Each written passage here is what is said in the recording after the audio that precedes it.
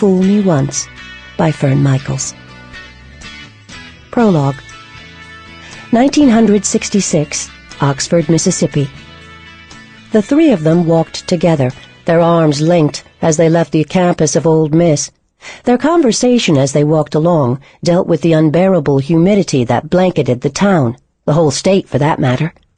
Their destination was the Moss Tea House, run by Hattie and Mattie Moss, two spinsters who, if you believed the rumors, had lived forever and were never going to die because they belonged to the Moss clan, whatever the hell the Moss clan was. The reason the trio was headed for the Moss Tea House wasn't because they craved the watery, flavorless tea or the wilted cucumber sandwiches that the older ladies of the town devoured, but because none of their classmates frequented the tea house. Who in her right mind wanted to sit in a dusty, moldy-smelling tea room, staring out grimy windows behind limp, ruffled curtains? The reason they were going to the tea house was that Allison Matthews had something of the utmost importance to discuss with her two best friends. A secret, actually.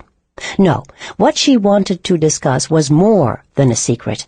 It was a devilishly clever idea that would put them all on Easy Street for the rest of their lives. If, and it was a big if, the three of them had the guts to pull it off. The conversation drifted to final exams and how prepared each of them was.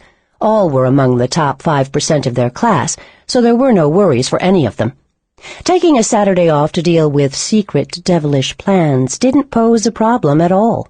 Their situation was far different from that of fellow students who had partied and cut classes and now had to cram around the clock just to graduate from Old Miss by the skin of their teeth and leave town with their heads up. There was nothing notable about the trio. They weren't preppy, they certainly weren't pretty, nor were they shapely or fashionable. What they were was bookish-looking, bookworms. All three wore glasses and no makeup, but then again, makeup wouldn't have helped Allison's hawkish features or Jill's moon face, which was just as round as the rest of her.